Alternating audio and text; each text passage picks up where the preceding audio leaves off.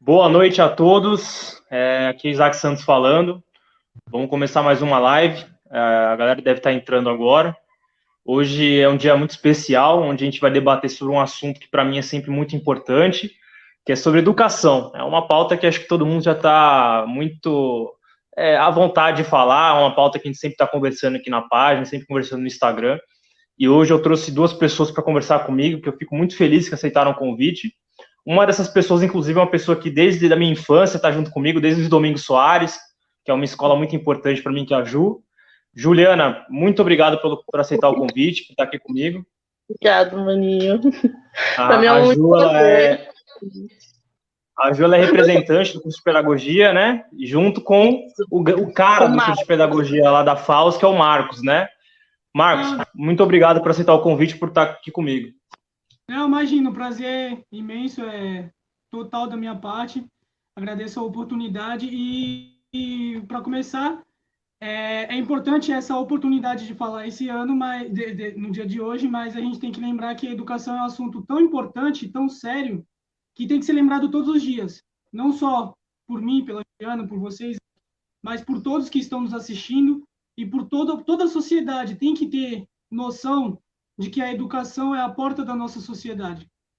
E não só no dia de hoje, todos os dias.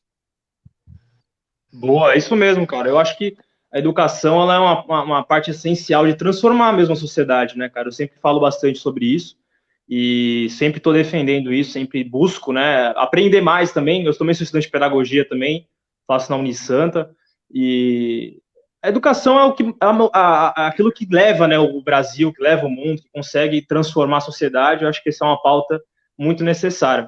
Mais uma vez agradeço por vocês estarem aqui. Gente, a gente vai ter um papo muito rápido sobre educação, sobre pedagogia. Inclusive, quem tiver considerações, quiser fazer perguntas, a gente vai estar abrindo também. Então, faça suas perguntas, faça suas considerações, que a gente vai estar lendo aqui durante a live, beleza? Primeiro, antes de tudo, eu queria deixar o espaço para vocês dois se apresentarem aí. Marcos, se apresenta, manda bala e fala um pouco sobre você. Depois a Ju também fica à vontade. Fale um pouquinho sobre vocês. Bom, para quem não me conhece, meu nome é Marcos Vinícius de Abreu. Eu sou residente aqui do município de Praia Grande. Fiz o meu ensino fundamental 1 e 2 na escola Lions Clube Ocean, aqui na Praia Grande mesmo. E o meu ensino médio, graças aos meus professores, graças ao incentivo da família, eu procurei fazer na escola técnica Adolfo Berezin, que é em Mongaguá. Eu procurei isso porque, desde criança, eu tive como inspiração a minha mãe. Minha mãe ela é professora também, e eu sempre quis seguir essa área. E aí, quando me apareceu a oportunidade da ETEC, eu sabia que tinham cursos técnicos que não iam me levar direto para essa área. Então, quando abriu a oportunidade, eu procurei saber e descobri que na ETEC Adolfo Berezin era só o ensino médio. Então, eu falei, não, eu vou especializar o meu ensino médio, eu quero o melhor para mim, eu quero o melhor para o meu futuro. E aí eu procurei o ensino em Mongaguá e, graças a Deus, hoje cursando pedagogia na FAUS. Show, show. Que currículo massa, hein, cara? Parabéns. Obrigado. Quero agradecer o convite, maninho. É muito importante para mim estar aqui debatendo sobre educação com você. Esse espaço que você abriu para mim e para o Marcos, para poder falar um pouquinho sobre a nossa experiência da gente na faculdade. Eu estudei com você no Domingos Soares, né, fundamental. Ensino médio eu estudei na rede estadual, na Alexandrina, e aí depois disso eu fui cursar pedagogia na FAUS. Eu escolhi pedagogia muito por influência dos professores do Domingos Soares, que eu sempre admirei muito a profissão de professor, né, na área da educação. E agora eu estou fazendo estágio no projeto de evasão escolar também, que é muito importante, que eu acho muito importante na nossa cidade. E é isso. Show, show. E Ju, muito bom aí ter você comigo. Eu acho que é uma pessoa que estava comigo desde do início, né? A gente participou junto de bastante coisa na época da escola. A gente passou, por exemplo, nessa transição, por exemplo, do ensino do município para o ensino do estado, que acho que todos nós sentimos muito. A gente está até conversando com a Daniela, que foi nossa professora, e a gente conversou sobre essa mudança, né, de um ensino aqui do município para o ensino do Estado, né, para o sucateamento, educação e muitas outras coisas. E aí, com essa questão, já vamos entrar no assunto, né? Hoje eu estou aqui muito para aprender com vocês, né? Estou muito para aprender junto com vocês aqui, com todos vocês, também do curso de Pedagogia da FAUS, as pessoas estão assistindo, e eu queria passar a bola para vocês começarem com o papo e a gente vai conversando. E, novamente, quem tiver pergunta, quiser fazer alguma consideração, mandem bala, gente. Acho que esse é um assunto para todos nós estarmos debatendo, beleza? Manda bala aí. Bom, se puder começar, uma coisa que você falou muito importante da transição e de sempre estar aprendendo. Acho que essa é uma frase que a gente escuta muito dos nossos professores. Uma consideração, um abraço para o professor Fábio, a professora Fabiola, a Luciana, todos da faculdade. São professores que realmente não são aqueles professores que a gente critica, né? Que a gente fala que são aqueles professores quadrados, do copia e cola, que faz a mesma coisa, que não inova. Eles são professores que incentivam o estudo. Eles falam, a nossa professora Fabíola, se eu não me engano, ela tem 30 anos de profissão, e ela fala que ela não aprendeu ainda direito, que ela aprende todo dia ela aprende. E eu acho que é muito importante todo dia aprendermos, desde faculdade. Lógico que faculdade a gente vai ter um assunto, um ensino mais aprofundado sobre, porque é da profissão. Mas até mesmo depois da faculdade, uma coisa muito importante que eles nos passam e que aprendemos é que o professor sempre tem de continuar a estudar. Isso é muito importante, né, cara? E hoje, infelizmente, a gente tem uma falta no sentido, por exemplo, desse sucateamento da educação, a problemática que a gente tem no país, por exemplo, da educação, ela não ser valorizada, né? A gente passa muito por isso. A gente entende que, por exemplo, o curso de pedagogia, quando eu disse que eu ia seguir pedagogia, muitas pessoas, nossa, pedagogia, nossa, por que você não faz uma economia, não faz direito, não faz administração? E vários outros cursos, citaram todos os cursos, menos pedagogia. A gente vê que a educação é desvalorizada, ela é tratada como gasto, né? E sempre a gente fala bastante disso nas lives. A educação é tratada como um gasto, não como um investimento, né? E por ser tratada como um gasto, hoje nós temos os professores, a Daniela Rosa, que entrou na live, professores que estão nos acompanhando, sabem muito bem, que o professor hoje ele não tem condição de continuar estudando, né? Ele tem que, infelizmente, passar 1 ou 2 turnos, então às vezes ele trabalha em 2 ou 3 escolas para conseguir ter um salário digno e acaba não tendo tempo para estudar, porque chega de madrugada, ele está até corrigindo prova, né? O professor nem dorme mais. Então são coisas que a gente tem que estar debatendo, né? Eu falo isso por experiência, como eu falei no começo da live, minha mãe é professora e quando eu era pequeno, ela trabalhou na minha escola, uma parte.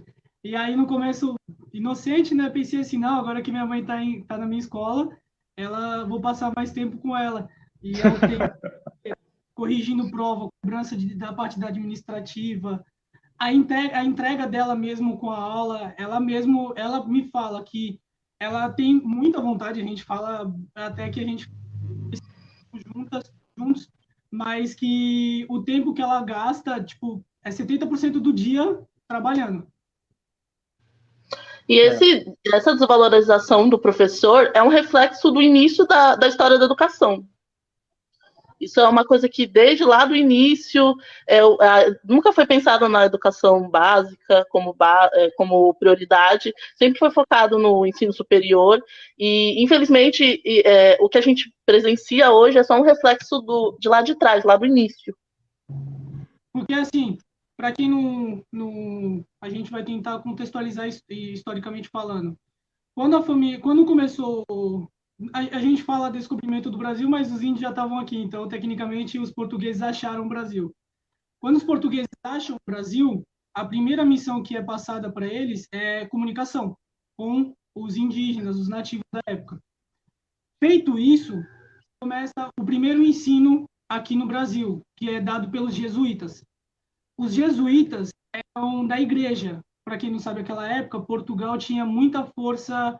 a força dela era da igreja, então eles precisavam catequizar os índios através um dos primeiros documentos datados aqui do nosso país é o Rate Studiorum, que é um documento que serve como base para os jesuítas através de técnicas, entre outras, para catequizar os índios.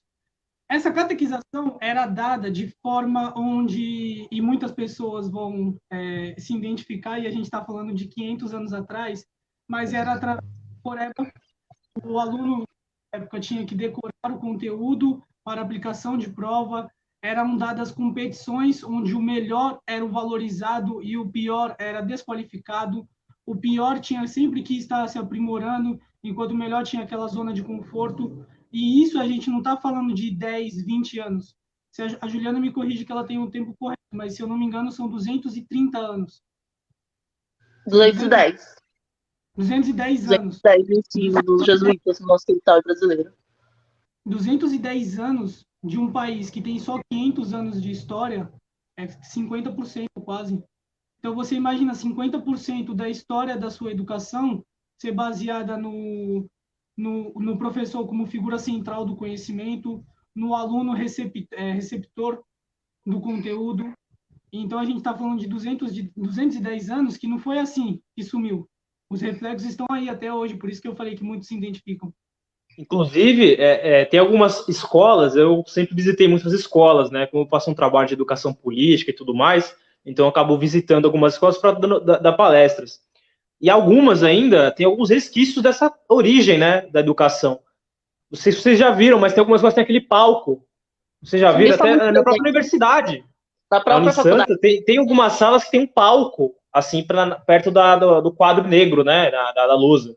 Tem um palco, como se o professor ele simplesmente está ali e o aluno abaixo, né, disso, né? Uma posição superior e o aluno numa posição inferior, só de recepção.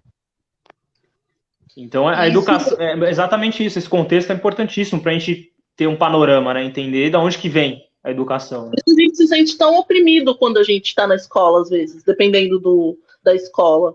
A gente se sente oprimido, a gente tem medo de expor nossas ideias. A gente tem medo de errar. O bom é que nós temos alguns professores que conseguem quebrar esse paradigma, né? Que, por exemplo, a Daniela, né, que é uma professora que eu amo, que está aqui comentando aqui bastante coisa, é uma professora que a Juliana não vai me deixar mentir, que consegue quebrar esse paradigma e sempre nos deixou à vontade para poder falar, né?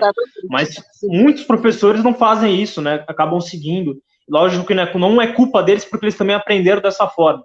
Então, para você ser uma pessoa que vai quebrar esse paradigma e fazer uma transformação, é diferente, né?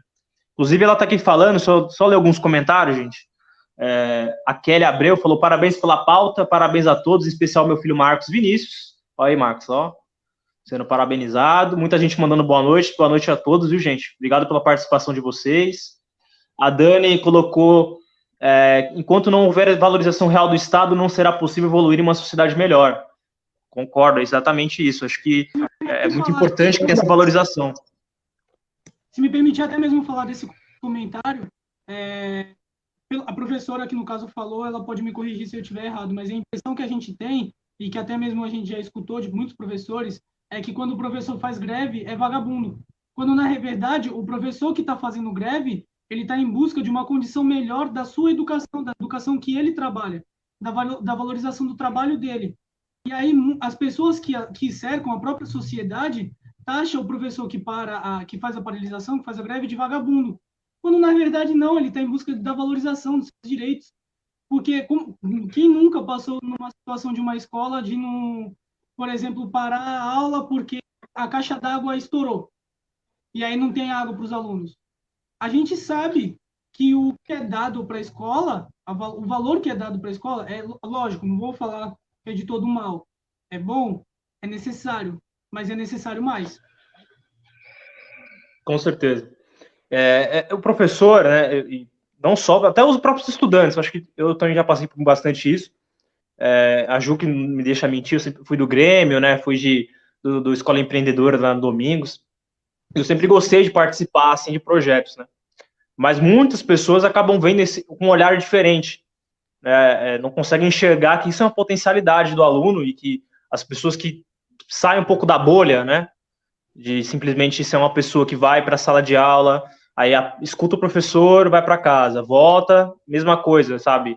Um jovem que, não, eu quero algo a mais. Por exemplo, vocês são lideranças do curso. Então, pessoas não conseguem entender que isso é uma potencialidade, isso também é uma inteligência, né?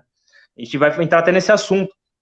E o professor é a mesma coisa, os professores que eles poderiam, muitos acabam, infelizmente, indo para a sala de aula, dão sua aula, vão para casa, vão corrigir suas provas, tal, voltaram e continuam seguindo com essa desvalorização, com um salário muito baixo, dando aula para 30 alunos ou até mais, né, dando aula para uma sala superlotada, e aí falta merenda na escola, como já teve várias investigações de roubo de merenda, enfim, então são coisas que acontecem na educação e que nós, que somos as pessoas que estão dentro desse espaço, que são os professores, os alunos, os diretores de escola, coordenadores pedagógicos e tudo mais, quando a gente se mobiliza para tentar mudar isso, buscar coisas mais dignas, né, a gente é taxado como vagabundo, como pessoas que não querem trabalhar, que não querem, enfim, muitas coisas que eu já ouvi.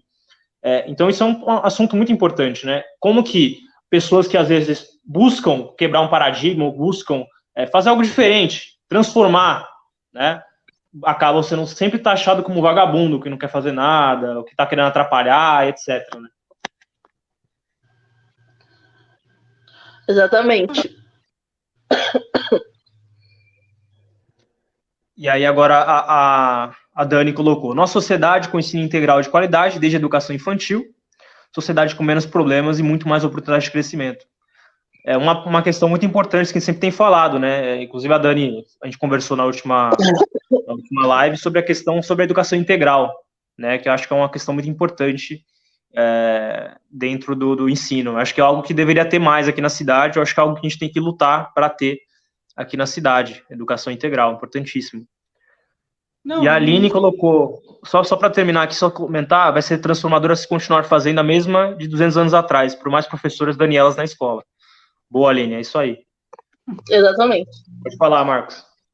Não, e ainda agradecer que a infraestrutura da nossa educação, pelo menos aqui no município, como eu estudei em uma outra cidade, mesmo que tenha sido só o médio, a infraestrutura da nossa cidade, para uma cidade vizinha como Mongaguá, é uma diferença muito grande numa balança que é perceptível, é notável. No dia que eu fui fazer a prova para entrar na ETEC, os alunos são distribuídos perante as escolas da cidade. Eu fui para uma escola que não tinha nenhum ventilador e estava um calor, se eu não me engano, de uns 35 graus por aí. Então, assim, são muitos desses quesitos que às vezes a pessoa fala, frescura, é bobagem. Imagina a situação, uma criança que passa por uma condição financeira baixa da sua família, ele vai para a escola só para merendar, aí a merenda não tem.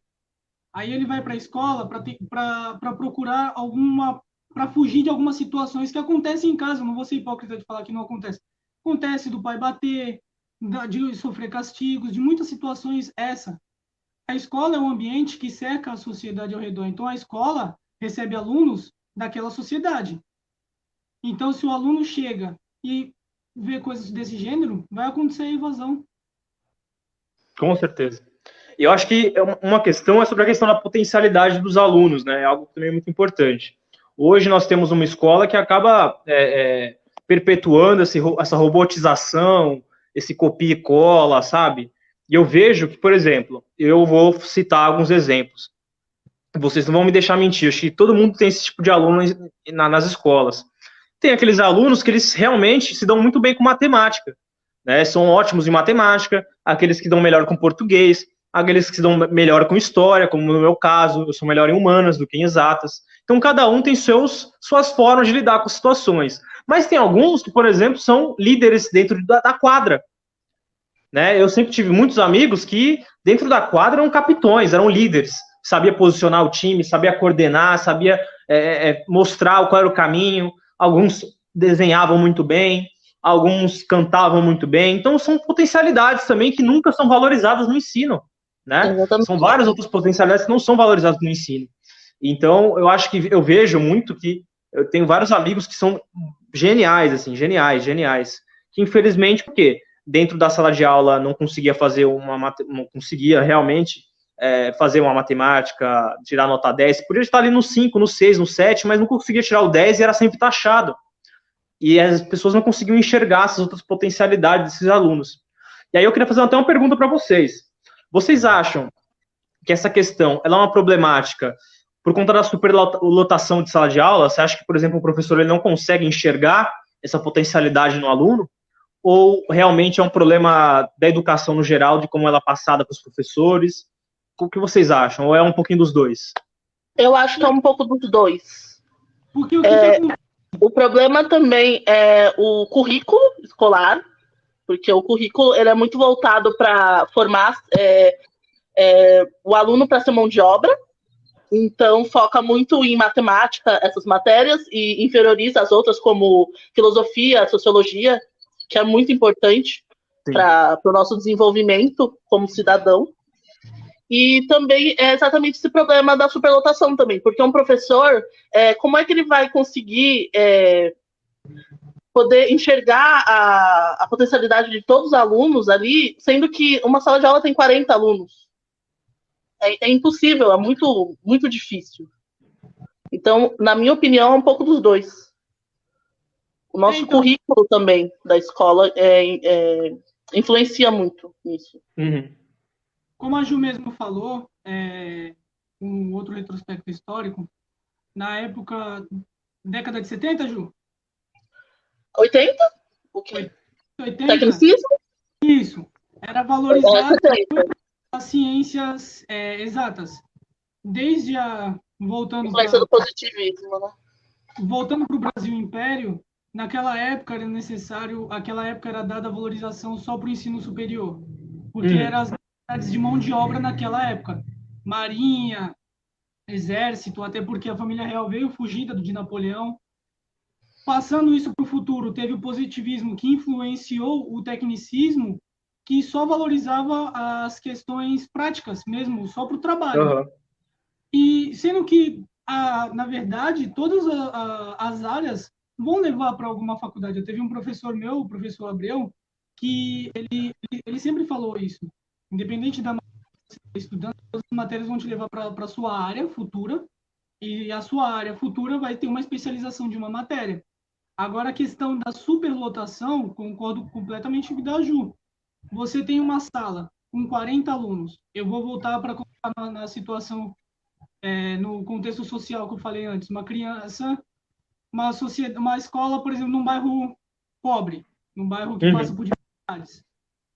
Então, você tem 40 alunos, desses 40, 20 e pouquinhos têm problemas em casa, não queriam estar ali. Eles estão para fugir. Vai começar a ter aquela bagunça, aquele alvoroço, e aí o professor vai ensinar que o silêncio, quando ele quer o silêncio, ele grita. Uma coisa aleatória. Vai bater na mesa e vai falar silêncio, e ele vai controlar 40 alunos. E isso é uma cultura que já tem desde o passado, que não é culpa nossa. Não é culpa nossa. A gente pegou essa carga, nós como alunos, e os professores como alunos também. Sim. Essa carga do professor como figura central do conhecimento, uma figura de poder na sala, e o aluno como um receptor, como um obediente. Quando, na realidade, você troca a palavra obediência por respeito e você conquista a sala. Só que fazer isso numa escola particular, administrada, com 15 alunos, é muito fácil. Mas é difícil fazer numa sala com 40 alunos, né? 40 alunos. E a gente vê escola pública hoje, infelizmente, as problemáticas são muito maiores, né? Por exemplo, vamos lá, outro assunto importante. E aí, eu não sei se vocês sentiram isso, né? Porque vocês são fora da curva, né? São alunos aí que são destaque. Mas grande parte, infelizmente, das pessoas acabam saindo do ensino médio hoje sem uma perspectiva do que vão fazer, né? Ficam meio desnorteados, porque aí você bate o desemprego na cara, você bate a insegurança de talvez não conseguir entrar numa universidade pública, e entram várias inseguranças, né? E aí esse jovem acaba ficando um pouco perdido, um pouco desnorteado. Por quê? Porque não teve um ensino de qualidade. Infelizmente não se tem hoje, a não ser nas integrais, mas nas integrais tem, mas no ensino básico mesmo, no ensino normal, não se tem, por exemplo, o projeto de vida, você não consegue trabalhar o que você quer fazer no futuro. Na integral tem uma aula só de projeto de vida, onde você vai construir aquilo que você quer ser no futuro, né? Qual a faculdade você quer fazer, se você vai procurar o mercado de trabalho, vai procurar um ensino técnico, enfim. Não existe isso. Então eu fui, inclusive, numa escola aqui na Praia Grande, e eu perguntei, gente, como é que tá a preparação para o Enem? Tinha alguns ali que perguntaram Enem, não sabiam o que era Enem, no terceiro ano do ensino médio. Né? Isso foi numa escola periférica, né? De área periférica. Enfim, então assim, terceiro ano do ensino médio não sabiam o que é o Enem. Qual que é o papel do Enem? Né? Aí, não, o Enem é isso que faz. Tá, entendeu? Que vai colocar na faculdade. E aí eles não entendiam muito bem. Então, assim, eu acho que existe essa problemática muito grande sobre o aluno ele precisar, né, sair ali e procurar um espaço. Hoje está um pouco difícil, porque a gente vê os índices de escola pública, de universidade pública, eu até comentei isso com a Dani aqui na última live. Infelizmente, os alunos de escola pública estão indo para as universidades privadas, e os alunos de escola privada estão indo para a universidade pública. Então, aqueles que têm condição de pagar uma universidade privada estão indo para as universidades públicas, que hoje, por conta dessa questão que vocês colocaram, que sempre houve uma valorização maior do ensino superior, as maiores universidades do país são públicas. A gente fala de referências como a USP, como a Unicamp e outras muitas, né? Então, as universidades públicas do Brasil são muito boas, né? Não dando uma crítica às universidades privadas, mas as públicas são referência, né? São referência. E aí a gente vê essa diferenciação, né? Hoje, os alunos de escola pública não estão conseguindo acessar as universidades privadas por conta de que simplesmente o nosso ensino hoje, isso não é culpa dos professores, né? É culpa realmente de investimento na educação e sobre a forma que é conduzida as coisas, né? Hoje, nós, alunos, não estamos conseguindo entrar na universidade pública. Nós três, por exemplo, somos exemplos. Né? O que vocês acham sobre isso? Bom,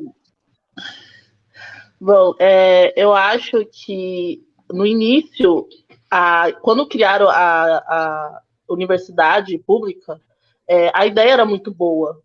Só que, com o passar do tempo, eles simplesmente começaram a... Como é que eu posso dizer? Me fugiu a palavra. Oi? Valorizar? A reproduzir a desigualdade da nossa sociedade. Sim.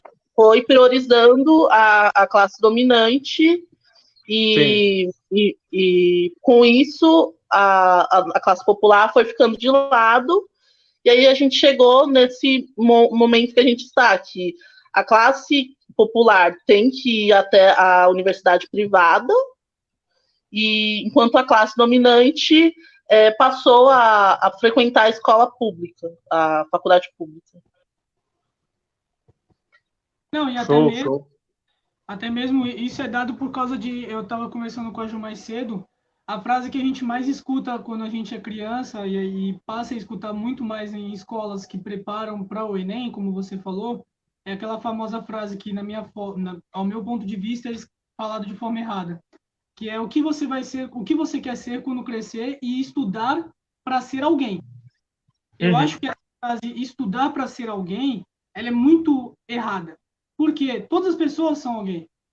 Eu sou uma pessoa, Juliana é uma pessoa, Isaac, todo mundo que está nos assistindo e as pessoas... Independente de onde nós estejamos, né? Independente. Se nós temos a nossa referência, temos a nossa participação na sociedade, independente do futuro. No presente, somos alguém. Então, a palavra estudar para ser alguém, você automaticamente, ela é falada muito no Fundamental 1, que é crianças do 1ª à 5ª série, dá para ser alguém, você implanta uma semente de uma ansiedade que vai ser cobrada no 3º ano, em escolas que preparam para o Enem. Porque a escola que prepara para o Enem taxa as escolas públicas como meta. E se você não conquista essa meta, você fracassou. Ela não mostra outros caminhos. É aquilo que vai. Porque e isso acontece o que a Juliana falou. A valorização, a parte de desigualdade social. E isso acaba gerando outros fatores, como problemas psicológicos, a ansiedade. Eu mesmo falo por mim, quando eu comecei a me preparar para o Enem, eu vi muitos dos meus amigos chorando, desesperado, porque falavam, não, eu preciso passar, eu tenho de passar. O que eu vou ser se eu não passar? E eu sempre brincava muito, você é meu amigo, você é integrante aqui da escola, se não passar tem outras oportunidades. E é uma cobrança muito forte que é dada de forma subconsciente. Eu falando agora fica explícito, mas até antes não percebiam, porque falam, o que você vai ser quando você crescer? E muitas vezes até a própria família falou isso. O que você vai querer ser quando... E isso vem um pouco daquelas tendências pedagógicas. Não sei se vocês chegaram a estudar isso, né, dentro da FAUS, que fala sobre aquela questão da educação redentora, né? E aí diz um pouco sobre essa questão de você precisar ser alguém para poder. Então a educação ela faz você ser alguém, né? E aí depois a gente entra na reprodutora, que a Juliana já colocou, que é a questão de reproduzir o sistema, né? O aluno ele entra na escola e acaba fazendo essa reprodução da classe dominante e tudo mais. Eu acho que são questões assim, importantíssimas. Eu acho que é algo que deveria, por exemplo, ser ensinado na escola. Acho que é algo que a gente deveria saber.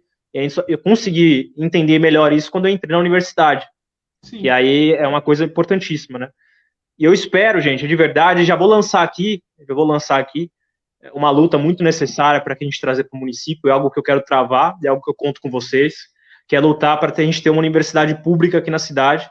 A gente já tem a FATEC, que é técnica, tem a FATEC, respeito muito a FATEC, acho super importante, é uma faculdade incrível, mas precisamos ter uma universidade com apoio federal, com apoio estadual aqui, poder ser uma autarquia, a gente pode lutar por isso, tentar trazer uma universidade para cá, porque só é muito complicado, assim, vocês ainda estão na FAUS aqui na Praia Grande, mas eu, para ir para a Unisanta, acaba pegando ônibus, vai lá para Santos, eu chego aqui quase 1h, meia-noite e meia, aí você acorda cedo, aí você vai de novo, então são coisas complicadas, e a gente sabe a importância de ter uma universidade pública aqui na cidade, e o quão iria ajudar a juventude da nossa cidade. Então, já convido vocês, vamos travar essa luta para a gente tentar trazer uma universidade para a cidade aqui, para que cada vez mais pessoas como nós tenhamos a oportunidade de ter acesso a uma universidade muito grande aqui na cidade. Eu acho que é muito possível isso. Sim, até porque Santos, como você falou, Santos tem o maior porto da América Latina, fica em Santos. Santos é uma cidade de referência e é vizinha. E Praia Grande tem muitos amigos meus, colegas próximos, falam que a infraestrutura de Praia Grande é tão boa quanto de Santos. Com certeza. A gente tem condições de ter uma grande universidade aqui. Temos condições disso. E, por exemplo, Santos tem uma Unifesp que é muito boa. Parabenizo sempre a Unifesp. Lá tenho amigos que estudam na Unifesp. E a gente precisa ter uma aqui também. Inclusive, até para os alunos, por exemplo, de Peruíbe, Itaém, Mongaguá, terem acesso aqui à nossa universidade aqui. Então, eu acho que é muito possível, muito necessário, né? Então, só queria jogar no ar, acho um assunto importantíssimo, mas já fica vocês estarem junto nessa movimentação, vamos abrir isso o quanto antes e lutar para essa universidade aqui. Sim, até porque... Então, você só responder algumas perguntas aqui, se tem alguma pergunta, se tem algum comentário. A Dani, novamente, participando bastante. Qualquer pessoa que lute por uma transformação é colocada como agitador, vagabundo. Precisamos entender que a educação transforma e deve ser investimento. Educação não é gasto. Boa, Dani. Um assunto importantíssimo. A Kelly Abreu, com certeza o professor deve explorar as mais diversas habilidades dentro de uma mesma sala de aula. Todas são fundamentais. Muito bom, Kelly. Acho que é isso. Acho que todas as habilidades têm que ser sempre valorizadas.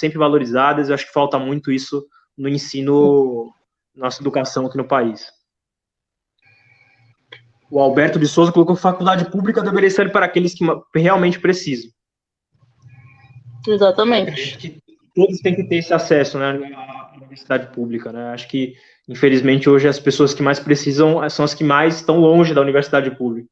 Acho que isso é muito importante. Foi completamente invertido da ideia inicial. Sim. E é bom lembrar essa parte da questão da educação, porque a educação passou a ser um direito social recentemente. Sim. Se a gente for parar para perceber, a nossa educação é muito recente, na verdade. Eu creio que ela tem muito que evoluir. Sim, muitas coisas. A nossa democracia veio em 88, né? Exatamente. Então, só pouco tempo para muita coisa, né? A gente tem muitas as leis, por exemplo, da educação que nós temos hoje, elas também vêm ali de Bênção 88, foi proibida 89. ano passado. Então, Tá por exemplo, a gente teve tudo agora o Fundeb acabou de ser aprovado no Senado, que é uma luta aí que estava para rolar há muito tempo, aí, que aconteceu de última hora, né, quase no final do Fundeb. Então a gente vê como a educação ela sempre é tratada nos 45 do segundo tempo. Né? Exatamente. E é bom ver, pelo menos a minha perspectiva, que as faculdades públicas, pelo menos o que eu entendo, eu acho que as universidades públicas, não, perdão, as faculdades privadas, elas têm visão disso. Elas têm visão que a classe mais pobre não tem acesso à faculdade. E é por isso que iniciam programas como na nossa faculdade, a Bolsa Forte, a Bolsa Prefeitura, que são bolsas extremamente importantes que valorizam o aluno do município, da Praia Grande. Para quem não sabe, a Bolsa Forte, isso é muito importante. Elas são para alunos que estudaram ensino médio na Praia Grande e que consigam passar na prova que é dado pela instituição. E isso é um baita plano para o município. E eu acho que todas as faculdades privadas têm perspectiva disso, porque senão não teriam inúmeros programas. Eu falo da minha faculdade, mas todas as faculdades têm o seu próprio plano de integração do aluno que não tem a condição de pagar. Isso é muito bacana, muito bacana. Eu acredito que quando existem universidades na cidade, acho que é algo sempre muito importante. A gente vê, por exemplo, municípios que não têm muitas faculdades, como, por exemplo, até na questão de dados, hoje falta, né? Porque são as universidades que pesquisam, que constroem, né? Que organizam essa questão de dados, né? A gente vê, por exemplo, em Santos, por exemplo, tem muitas universidades. Sempre que eu vou procurar dados da cidade, existem muitas coisas. E eu acho que quando a gente tem esse investimento em educação na cidade, com mais universidades, o município ganha muito, né? Então, eu acho que é importantíssimo que a gente faça isso. É só ler mais alguns comentários. A Bárbara, inclusive o amor da minha vida, falou que é ótima live, muito necessária, parabéns. Obrigado por estar assistindo com a gente. Meu professor Edson, do Alexandrina, estava falando de matemática. Esse cara aqui foi uma das pessoas que me ajudou muito a gostar de matemática, porque eu sempre tive bastante dificuldade.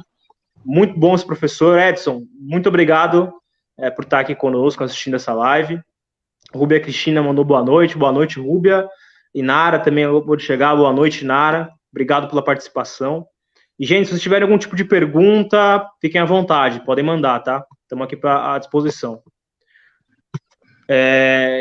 Gente, e aí? Vocês têm alguma pergunta? Querem falar mais alguma coisa? Estamos caminhando aí para os 40 minutos de live. Temos mais uns 20 minutinhos aí. Eu gostaria de falar que a gente falou bastante da influência do ensino tradicional na nossa educação atual, mas também, infelizmente, a gente também tem aspectos da vertente da escola nova, né? Que seria o ensino gratuito, público e laico para todos. Seria o ensino desvinculado da religião. Então, uma das minhas perspectivas para o futuro, quando eu estiver exercendo o ofício da docência, é exatamente isso, é trazer mais aspectos da escola nova para a sala de aula. Respeitando a individualidade do aluno, a bagagem cultural que ele já traz para a escola, que infelizmente alguns professores não têm essa consciência, acaba achando que o aluno vem para a escola sem nenhuma bagagem cultural, sendo que ele já vem já. Às vezes o professor tem muito a aprender com o próprio aluno, né? Tem muito a aprender também. A educação é isso, é um aprendendo com o outro, né? Sempre assim. Sim. Paulo Freire diz isso, que o professor ensina, mas também aprende muito. Então, uma das minhas perspectivas para o futuro é exatamente isso, trazer para a sala de aula mais aspectos da escola nova, que seria tornar o aluno o centro do processo de aprendizagem, fazer atividades mais práticas com ele, tentar estimular com que ele exponha mais suas ideias.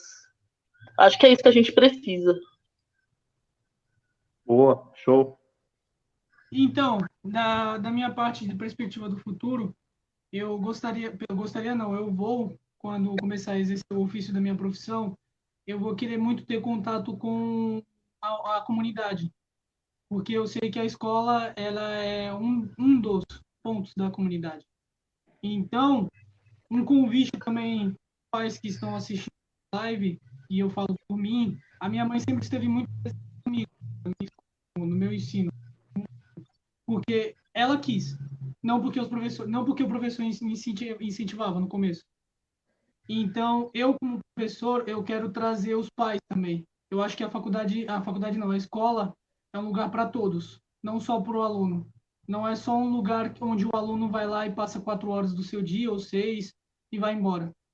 Eu sei que a escola, a gente passa 16 anos da nossa vida na escola. Com 16 anos. Uma segunda casa, né? Uma segunda casa. E Eu sempre, muitas quando eu passo na Alexandrina, olha a minha escola. Aí eu passo no Domingos, olha a minha escola ali. Todo mundo que. Às vezes eu tô passando com o Uber, olha, essa aqui foi minha escola. Eu tô passando com alguém, olha, foi minha escola. É tipo, é algo que fica, né, pra sempre, né? Você não consegue esquecer a sua escola. Você sente um carinho, né? É uma emoção se ver a sua escola. as pessoas mesmo que estão assistindo, até mesmo um dos meus melhores amigos, Gabriel Xavier, todos os meus amigos de escola, eu sempre tratei como irmãos. Eu sempre falei, não, irmão, não é meu amigo, não, irmão. Porque sempre foram da minha família. Porque era a minha segunda família. Como eu morava muito longe, eu saía de casa, tipo, era 4:30 da manhã, eu andava 2 km para pegar o ônibus e chegava na escola às 7 horas, 7:30. E muitas vezes os professores já chegavam, já via aquela olheira, e muitas vezes os professores estavam comigo. Meu professor Valdemar mesmo, o professor Fúvio, eles se tornaram pais para mim. Eles se tornaram os pais que eu não tive, porque o meu professor Valdemar me deu uma oportunidade de emprego. Meu professor Uhum. Fúvio me levava para a escola para eu não ter esse desgaste. E os meus próprios irmãos, eles estão comigo até hoje. Então, a escola é uma segunda casa. A escola é uma segunda casa. As oportunidades, eu tenho muito mais lembranças da minha escola do que quando eu ficava na rua com meus amigos, de brincadeira, de risada, de construção de trabalhos. E isso se deu a esses inúmeros professores. O professor Rafael, do meu ensino fundamental. Então, eu tenho eles como inspiração. E agora na faculdade, o professor Fábio, Fabiola, o Cirema, são inspirações. E muito da minha mãe também. A minha mãe, uma vez ela me levou pro trabalho dela quando eu era criança, e era muito engraçado, porque quando ela chegava, os alunos vinham e abraçavam ela, e eu falei, que referência?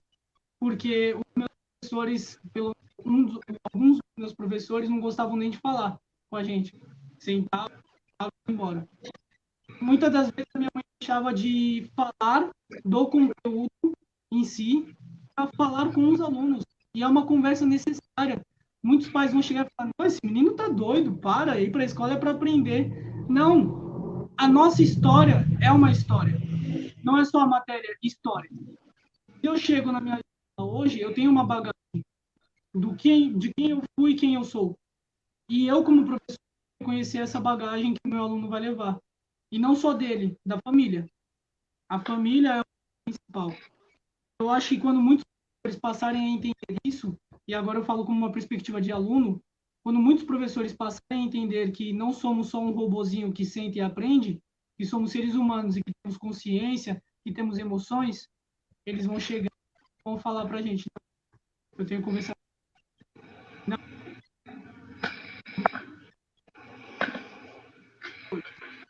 vamos resolver o assunto do irmão daquele menino que está vendendo droga, vamos resolver o problema daquela menina que não está tendo um relacionamento saudável com a família.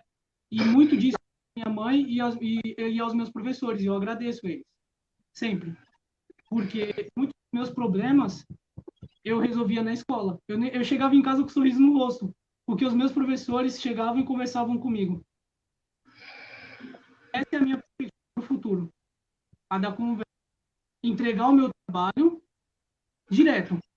Não, tem conteúdo, mas respeito é a palavra. Eu acho que você trata uma criança desde cedo, como eu falei, com aquela sementinha da idade do que vai ser, quem você quer ser. Essas perguntas tem de deixar de existir e passar perguntas como você está, como é que está a sua casa. Você está quieto.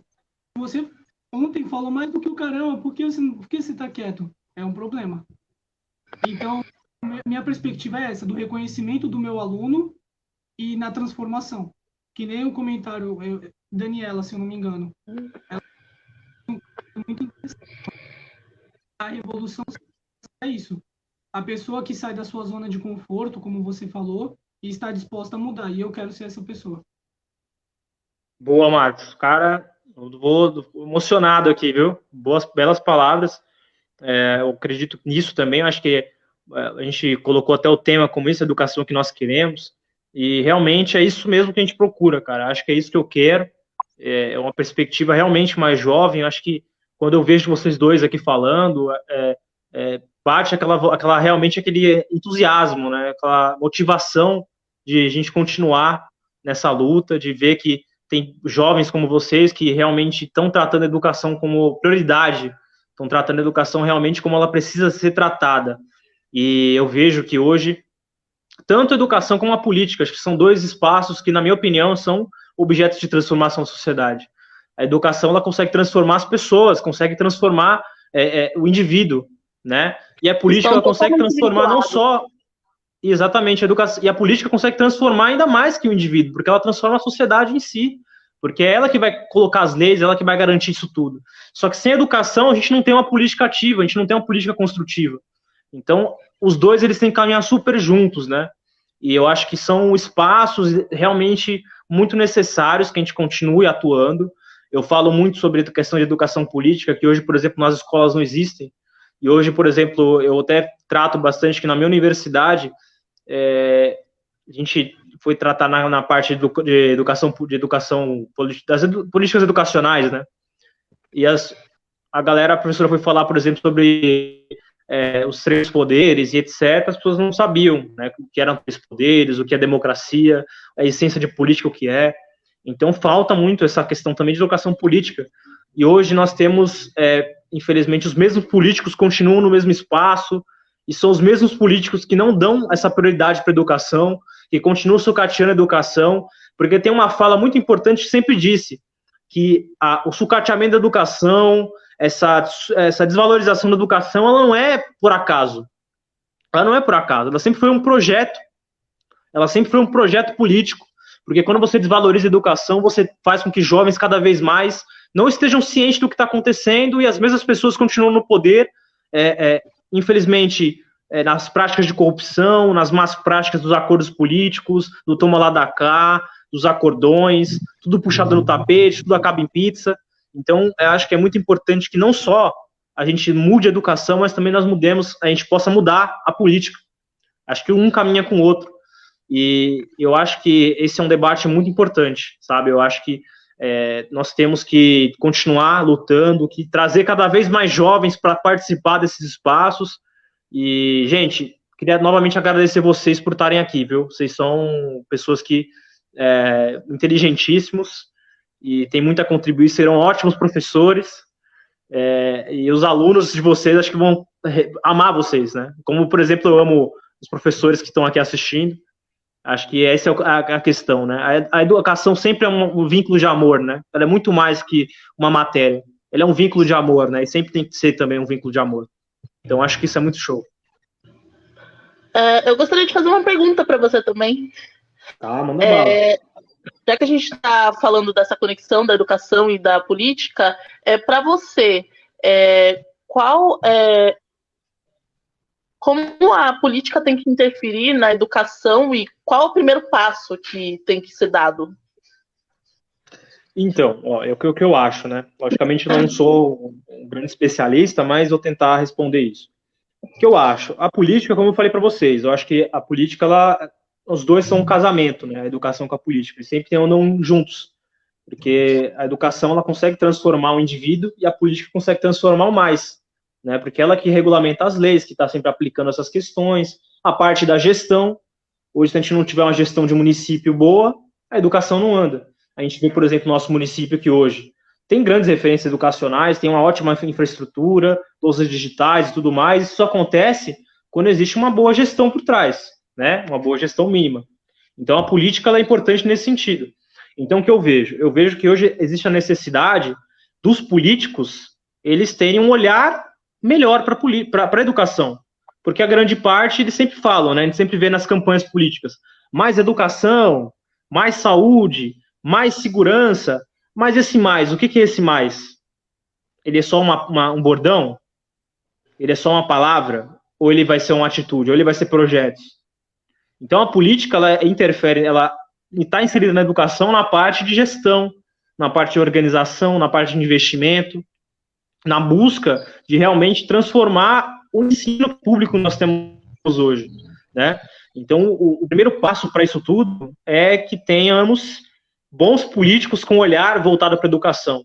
E nós, agora, nessa eleição, vamos ter essa oportunidade de votar em políticos que, por exemplo, têm esse olhar, essa visão para a educação, né? Então, o primeiro passo é que a gente tenhamos bons políticos com olhos voltados para o investimento em educação, que não tratem a educação como gasto, que tratem a educação como um investimento, que vão lutar para a valorização do professor, para que ele tenha um bom salário, vão lutar para que nós tenhamos uma educação integral de qualidade, para que nós tenhamos o mínimo, que é merenda nas escolas, que nós deixamos de ser uma escola com o aspecto de cadeia, porque hoje as escolas, infelizmente, têm aquelas grades, tem um monte de coisa, parece uma cadeia, o próprio sinal, aquela buzina para você ir para o recreio, para o intervalo, parece uma cadeia. Então, o primeiro passo, na minha opinião, é esse olhar para que a gente possamos sempre estar ao lado de pessoas que lutem pela educação. E após isso, é que nós tenhamos essas pessoas invistam na educação. E para além de investir em educação, é que busquem essas coisas que são até mínimas, né? Como eu falei, merenda, a valorização do professor, uma boa estrutura na sala de aula, mude essa forma de simplesmente tratar, tudo é prova, mas e as potencialidades dos alunos? Tem aluno que não é bom em prova. Eu mesmo chegou vários momentos que eu estava mal, estava num dia ruim, que eu fiz uma prova que acabou me deixando com uma nota super ruim. Eu valo aquela nota sou eu, e hoje o aluno vale aquela nota que ele tem, né? Então, eu vejo que a política está nesse sentido, na parte de gestão, na parte de construção, na parte de organizar a educação para que hoje ela tenha uma potencialidade, para que a gente possa, no PISA, por exemplo, estar num bom local.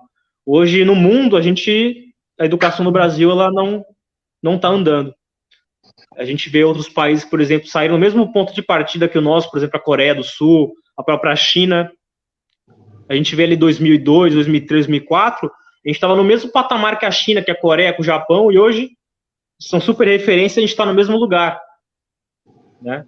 Então, acho que é nesse sentido. Acho que a política está nessa parte de gestão, nessa parte de construção da didática e das leis para conseguir fazer com que a educação ela realmente deslanche. Respondido? Sim. É muito importante essa sua fala, Isaac, porque eu comecei a entender de política na escola, e é um projeto que parece ser bobo, mas o Grêmio Estudantil é uma parte muito interessante do que se aborda em política na escola, porque é um sistema de política. Você vai pegar duas chapas. Para quem não sabe, o Grêmio Estudantil é composto dessa seguinte forma. Vai ter a época de eleição. O que é essa eleição? Vai se apresentar chapas.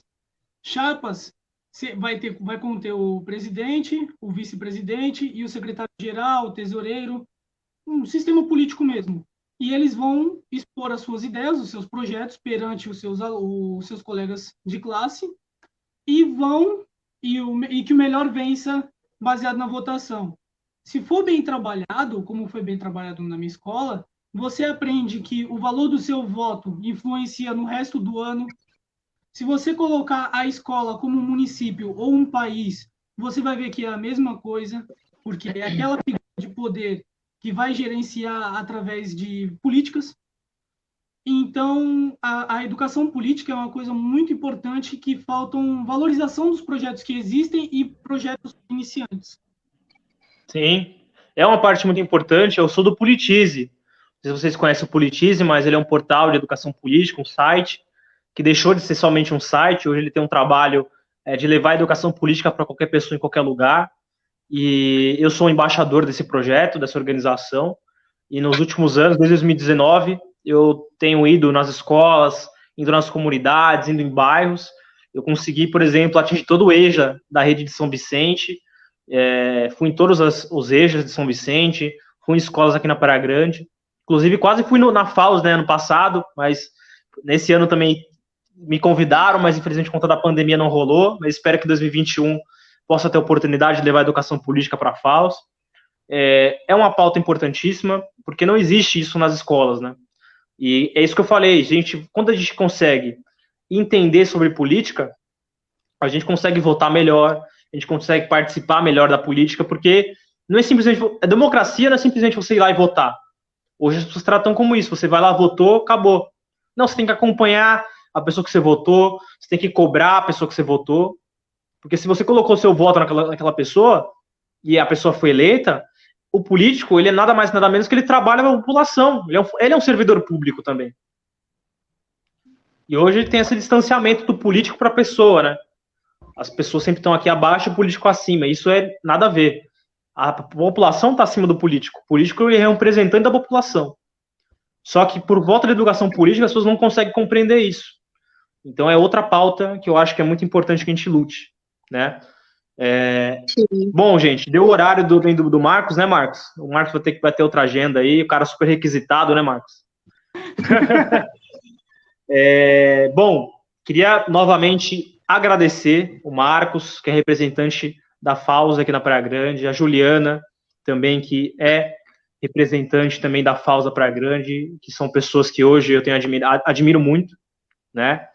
Contem comigo no que eu puder fazer, estou à disposição. Vamos marcar outras lives, tá? Vamos marcar outras lives, eu acho que é um espaço muito importante, né, para a gente debater. Só antes aqui, o Alex fez uma pergunta, tá, gente? Dá tempo, Marcos, de eu responder? Dá tempo? Tá? O Alex perguntou o que é política. Horário, te juro. Não entendi? O horário já deu aí, cara. Se eu não olhar, sim. Vai indo. Só vou responder a pergunta do Alex. Ele perguntou o que é política, tá? Isso é uma questão muito importante, Alex. Sempre que eu vou nas escolas, e aí eu pergunto para a juventude, né? O que é política? E aí todo mundo fala, é um bando de vagabundo que não tem o que fazer, é um bando de gente que não tem o que fazer, e vários questionamentos, né? A juventude sempre fala isso. E assim, política, simplesmente, ele é um ato, né, dos diferentes chegarem a um acordo, né? Então, por exemplo, sempre vão ter pessoas que são divergentes, né, em situações. Sempre vão ter isso. Isso é normal. E quando uma pessoa, uma visão, ela sempre vai deter acima de todas as outras, isso vira uma ditadura, né?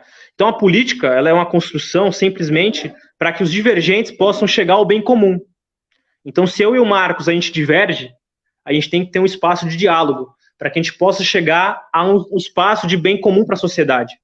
Porque se hoje, por exemplo, nós tivéssemos uma democracia onde, para eu asfaltar a rua, eu tivesse que chamar todas as pessoas do município, hoje nós temos 320 mil habitantes por aí, da Praia Grande, né? Se a gente tivesse que chamar todas as pessoas para poder debater sobre asfaltar uma rua ou não asfaltar, isso seria uma grande problemática. Então nós temos uma democracia representativa, onde nós elegemos pessoas, para que essas pessoas estejam na Câmara Municipal para debater sobre esses assuntos, né? E, logicamente, dentro da sociedade tem várias pessoas que pensam diferente, né? Alguns representam a causa animal, alguns representam o meio ambiente, alguns representam os negros e negras, alguns representam as mulheres, enfim, vários tipos de representatividades. E essas pessoas vão para a Câmara para poder debater e chegar a um certo ponto, né? E chegar ao bem comum. Infelizmente, hoje, a política acabou sendo um toma lá da cá. E as pessoas agridem mais do que debatem e dialogam. Então, o diálogo, ele parece que terminou, né? As pessoas acabam se xingando. A polarização política fez com que, cada vez mais, a política fosse deixada de lado. E virou um jogo de futebol. Torcida, né? Então, eu acho que é esse o ponto, Alex. Espero que possa ter ajudado você aí, mas estou à disposição. Se quiser conversar sobre isso também, pode me chamar no privado, que estou à disposição. Beleza? Bom, queria novamente, agora para encerrar, vocês querem falar alguma coisa sobre isso, Marcos e Juliana? Posso? Pode mandar. Tá com tempo, mano? Não, É muito fácil. não só uma correção e até um comentário interessante, o pessoal que está assistindo, que é da nossa sala, vai poder corrigir. Eu sempre trato o meu cargo na minha sala é representar. Eu represento o interesse dos alunos daquela sala. E sempre quando eu represento o interesse daqueles alunos, eu sempre falo para todos, de geral. A Juliana é prova. Eu sempre pergunto no final do semestre: vocês querem que eu continue ou tem alguém melhor para exercer esse cargo? E eu acho que esse diálogo é muito importante. E foi graças a esse diálogo que, se não fosse a pandemia, né, por conta da Covid-19, iniciaríamos o projeto de comissão escolar dentro da comissão de alunos dentro da faculdade. E essa comissão seria organizada entre os representantes de cada curso, de cada semestre, porque o representante seria o porta-voz daquela sala. E nós, unidos, junto com a direção, a coordenação da própria faculdade, iniciaríamos os projetos de agrados a todos. Esse é um tipo de projeto que eu tive como base o Grêmio Estudantil. E eu acho que é uma coisa que me ajudou bastante. E, inclusive, agradecer, agora é a minha parte de agradecer você pela oportunidade de estar aqui, a Juliana, Juliana é meu braço direito na sala. A Juliana é o meu braço direito e a todos que estão assistindo pela oportunidade, porque a gente sabe que é difícil em uma sexta-feira, a maioria trabalhando, estar aqui poder falar e, inclusive, abrir as portas, se esse projeto tomar mais para frente, que você participe da nossa Semana da Educação na faculdade. Pô, fico feliz pelo convite, já tá aceito, cara. Tá aceito, viu? Estarei lá sim. Só marcar aí quando se for possível, acredito que seja ano que vem, né? Por conta dessa questão da pandemia, mas quando for, beleza, manda bala, tá? Tô à disposição aí, vou sim, beleza? Agradecer, gente, novamente vocês por estarem aqui comigo. Acho que esse é um assunto importantíssimo, que nós vamos ter outro, já convido vocês para participarem de mais uma no mês que vem, para a gente conversar um pouco mais sobre essa questão. Acho que a educação é um debate que eu sempre até falei na última live, que tem que ser debatida cada vez mais, conversada cada vez mais, para que a gente possa realmente crescer como sociedade e avançar como sociedade. O nosso país é um país rico, nosso município é um município rico. Nossa educação rico não só não rico em recursos, mas rico em potencialidade de crescimento.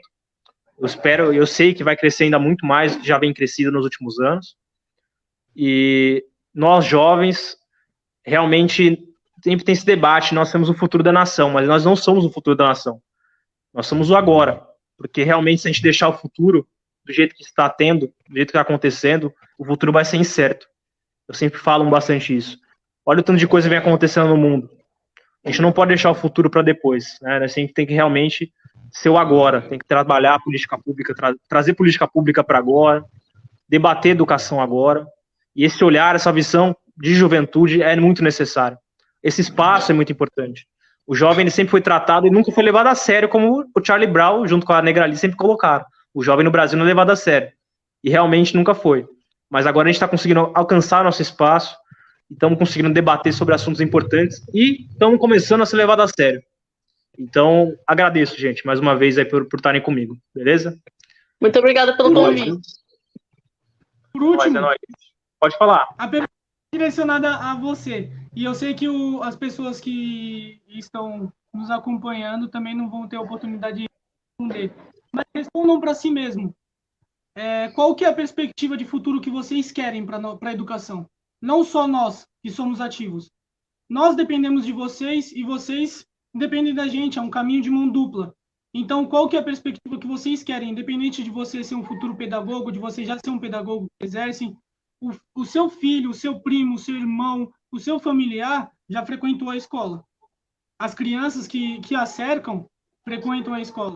Então, qual que é a perspectiva que você quer para essas pessoas? Porque quando a gente for parar para pensar, Isaac conhece a Juliana e a Juliana me conhece. Eu nunca vi o Isaac na minha vida. Conheci hoje. Então, é tudo interligado. E é isso que move a sociedade. Então, a pergunta para quem está nos assistindo é qual que é a perspectiva que vocês querem para o futuro, que seja tratado no presente. não só, que nem eu falei no começo da live, não só em ano de eleição, não só no dia de agora, como estamos fazendo a live hoje. Trabalhe isso todos os dias, porque é que nem um beijo, meu diretor Santilho, que trabalha comigo. Ele me comentou uma vez, o trabalho de diretor, ele colhe a semente lá, e ele muitas vezes não consegue ver no futuro, mas a semente que ele plantou no presente é trabalhada, é construída e é colhida. Boa, Marcos, boa pergunta. Fica o questionamento para as pessoas.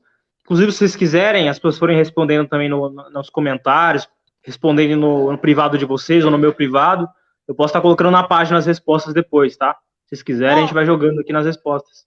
A minha rede social é o @omarcosabreu. Quem quiser responder, estarei dialogando também. Se quiserem me seguir, também estarei postando o dia a dia da escola. E quando voltarmos, se for oficializado, também vai ser a rede social que vamos usar como referência da nossa comissão de alunos. Então, fica o convite, @omarcosabreu. Boa, Marcos. E o seu, Ju? Qual a sua rede social? Manda aí pra galera. Meu Facebook é Juliana Gomes. Show. Então é isso, gente. Valeu, viu, pelo papo aí. Um abraço, gente. Respondam aí o questionamento do Marcos, mandem aí. Depois eu vou estar postando nas redes sociais aqui, beleza?